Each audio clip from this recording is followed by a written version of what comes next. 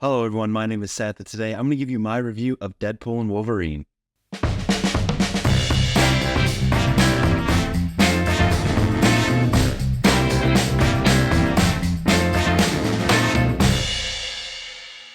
Deadpool and Wolverine was my most anticipated movie for this year. I was so incredibly excited. I loved everything I saw from the trailers and the marketing and everything like that. I loved that they were able to get Hugh Jackman back at least one more time as Wolverine. I absolutely loved the first two films, and so my hype was just through the roof. I got the little, I don't know if you could tell, I got the little like Deadpool and Wolverine necklaces. Those are really cool. I had to get those right when I saw that Regal was doing that promotion, so I was all ready, and thankfully it did not disappoint. But before we go any farther, go ahead and like this video, hit subscribe, and hit the bell icon so you never miss a video. First of all, I want to go ahead and say there's not going to be any spoilers in this, the main part of the video. I will let you know when I talk about spoilers, but I'm going to go ahead and give my thoughts, tell you what I thought about the movie, and give you my score, and then I'll get into a couple of spoilers here and there after that. So don't worry, no spoilers. I will definitely let you know when I'm going to be talking about them. Deadpool and Wolverine had a massive opening weekend. It had $211 million domestically, and that breaks the record for the biggest opening weekend by an R-rated film. And if I'm not mistaken, I think that jumps it up to number 6 all time in biggest opening weekends.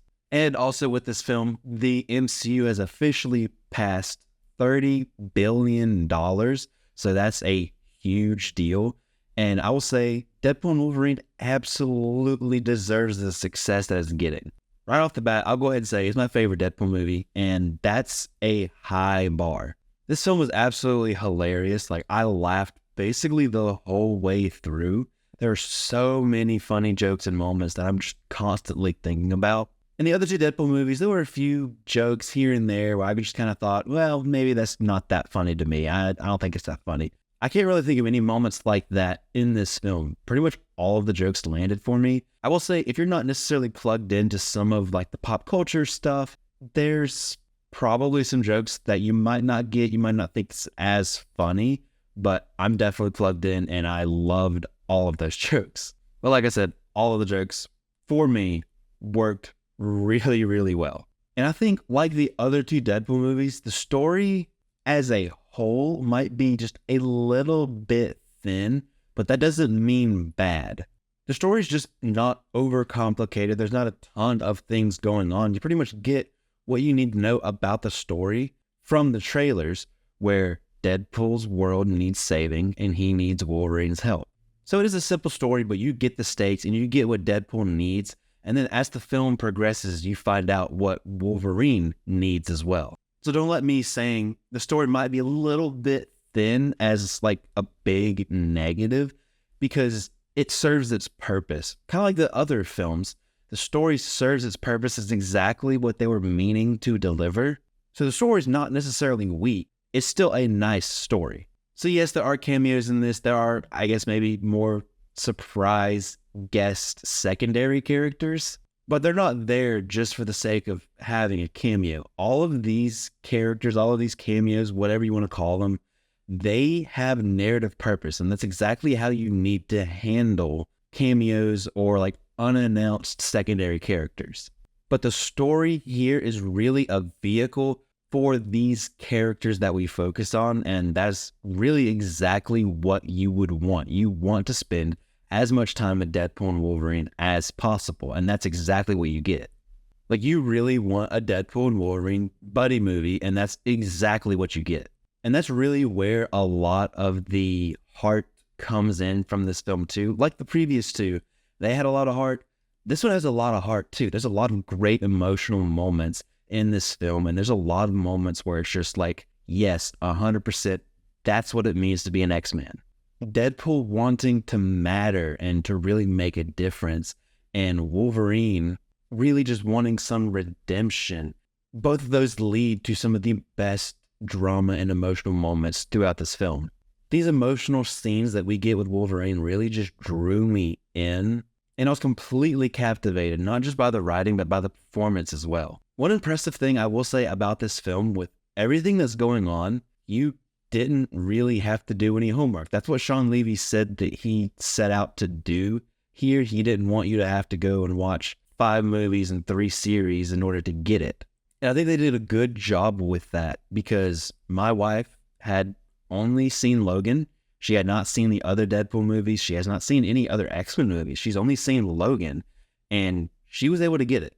She had not seen Loki. She hasn't seen really any of the Marvel TV shows other than maybe like She-Hulk or WandaVision, but she was able to get what was going on in this film. And then to slam on the brakes, completely halt the film to stop and explain everything. They explained what they needed to in a nice, clear, and concise way.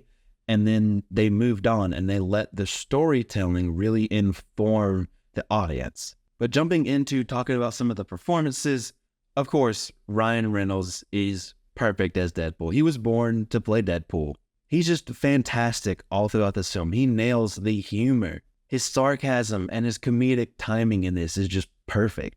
His performance was just so true to the character once again. But like he did with the first 2 films, he was able to balance the humor with the drama and the emotion. And you really buy it, especially in those moments where Deadpool gets serious. Like, it makes an impact. And Hugh Jackman also was absolutely born to play Wolverine. There's a reason why he's been playing Wolverine for over 20 years. And this film is just so good. It's so nice to see him play kind of a different version of Wolverine than we've seen, with still some familiar elements. But this works so well. This is just a really interesting version of this character, and I'm really glad we get to see this side of Hugh Jackman's kind of Wolverine performance. This character has gone through some different things that other versions of this character has not, and it's really interesting to get to see a different side. Hugh Jackman nails the curiosity and the anger, just the ferociousness of this character, but he also nails the slower, more dramatic moments. All those moments are really special in this film. Hugh Jackman is just able to draw you in. He makes you feel his pain, and he absolutely shows why he is a world-class actor. He's also the perfect straight man to Ryan Reynolds' Deadpool. The chemistry with these two is just another level. That's another thing that just helps elevate this film. You can tell that these two are good friends, and you can tell that everybody on set had such a good time making this film. And you could tell that they wanted to make something like this for a long time. The villains were not 100% complex. There was kind of just one side to each of the villains, but they served their purpose. We're here for Deadpool and Wolverine, and so they served their purpose as kind of an obstacle for these two characters to get over, run through, however you want to put it. But with that being said, that doesn't mean that the performances were not good or forgettable, because it's actually the opposite. The performances for the villains were so well done. Emma Corrin as Sandra Nova was really, really good. She was just a fun villain performance. She was very intimidating, and she was a great antagonist for our heroes. Matthew McFadden was a lot of fun, and he's just a character in this film that's a lot of fun to hate. The action in this is absolutely top-notch. That's kind of what you come to expect from a Deadpool film, and they absolutely deliver on that here. The fight choreography was really cool. It was very creative. It was very violent. There was a lot of impact to it. There was a ton of energy there. This film was very violent, but it's so much fun. And it's shot in a way that's super interesting. The way that the camera moves throughout the action, it really helps add to the impact of what's going on screen. It helps add energy to the fight scenes, but you never got lost in the action. You know exactly where you are. You know where these different characters are, and you just feel like you know exactly what's going on and where everything's happening. You can see everything that's going on so clearly, and to me, that's the best way to handle action sequences. I won't spoil anything, but the opening fight sequence is a lot of fun. It's really special. It has been going through my mind on repeat, and it will forever change the way that I hear the song that goes with it. But overall, I think my biggest compliment to the action is that you're never searching for what is the most important thing happening on screen.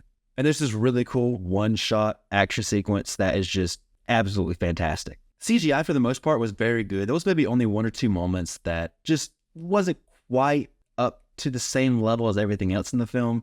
And so that stood out just a little bit, but those are like 1 or 2 moments, and that's very quick. And so it didn't bother me at all. So is this movie perfect? No, I don't necessarily think any movie is necessarily perfect. However, this film delivers on exactly what it aims to deliver on. It accomplishes exactly what it set out to do, and I cannot stop thinking about this film. It was so funny. The action was truly epic, and the characters of Deadpool and Wolverine are just perfect.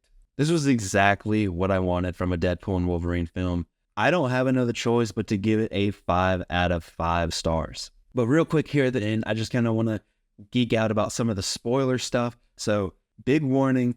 Thank you for watching the non-spoiler part. If you have not seen the movie, please go do so.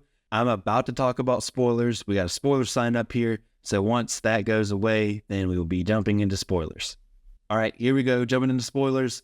First thing I want to talk about is how they got Chris Evans back as the Human Torch. When they fell into the void, and I heard that voice immediately, without even seeing anything, I was like, they got Chris Evans back as the Human Torch, didn't they? That was just a really cool moment. And speaking of other cool moments, I loved everything to do with the Void team. I love Jennifer Garner back as Elektra. I'm so surprised that they got Wesley Snipes back as Blade. That was really cool. Some of the jokes there were so funny. How he's like, oh, there's only ever going to be one Blade. And then it just cuts to Deadpool. Just the way he looks at the camera is just so funny. And Channing Tatum as Gambit, for those of you who do not know, a while ago, he was even brought out at Comic-Con, announced to play Gambit. The movie never happened. And so all of those jokes about how they never got an ending and how he was basically like, well, I never got a beginning. That was just so much fun. And I love the way that they took these characters and they gave them a narrative purpose. They wanted an ending to their story, and their ending was to help Deadpool and Wolverine get back and save Deadpool's universe. And I think the way I'm reading it is how at the end, when Deadpool asks B-15 if she can help with some of the friends in the void, and then we do end up seeing Laura back having dinner with everybody, it makes me think that they went back and saved all of them, which is really cool. I wouldn't mind getting to see these characters again. But I think one of the biggest emotional moments is between X-23 and Logan. I love that conversation so much. And I know some people were complaining that it spoiled things in the trailer with having her in that last trailer. I don't think it did, really. I'm one of the people who thinks that because it's in a trailer, for the most part, it doesn't necessarily mean it's a spoiler. And I think that was a good fit in the trailer because it was more an emotional trailer. That didn't take anything away from my enjoyment of that scene. And there was still more in that scene. And I just love that their connection. And I love Daphne Keane in this. I think she's a very talented actress. And so I'd love to see her back as X-23 in the future at some point, maybe. All of the stuff with the Deadpool core was really cool. That fight sequence, that one shot was so cool. Wolverine putting on the mask. Like, I loved it. Like, that was just awesome. I had such a good time. Everybody was just locked into the movie. They were all laughing together at the jokes. The action sequences just had a lot of pop. Everything with the Void team, especially with the audience, was just so much fun. And I love this movie. This was so much fun. I'm going to be talking about this movie with anybody who will listen for I don't even know how long, but I love this movie. One thing is I was surprised at some of the characters who didn't make an appearance, but that doesn't bother me at all because I think this film was constructed exactly how it needed to be. And all of these cameos, all of these surprise characters, they had a narrative purpose, like I mentioned. And so I'm fine with not just seeing a character just to see a character. I thought Charles Xavier would be in it. Kind of seemed like Patrick Stewart was hinting he would be, but he wasn't. But I was okay with it. I was okay with not just seeing characters just to see them. But all of the emotional stuff with the X-Men and Logan, that was just so good. I loved that moment where he's standing up to Cassandra Nova and he's basically saying, like, listen, Charles would tear a hole in the universe to come and get you if he knew about you. And I'm going to do everything I can to honor him and his memory and all of my friends' memory. I'm going to be the X-Man right now. And that was just such a good moment. I love this so much. If anybody would be interested in having like a spoiler discussion video, let me know. I would love to do that. If anybody would be interested, maybe send in some questions. I would say if you're going to send in any questions, send them to me on social media so the comment section is not necessarily flooded with spoilers. But if anybody would be interested, please let me know. Send in some questions. I would love to do so. But that's it. That's my review of Deadpool and Wolverine. Let me know what you thought in the comment section down below. I would absolutely love to have a conversation with you about it. If you're going to leave a comment, try to keep it spoiler free. But thank you so much for watching. I really appreciate it. Don't forget to like this video, hit subscribe, and hit the bell icon so you never miss a video. You can follow me on social media pretty much anywhere at CinemaSeth, and I'll see you next time.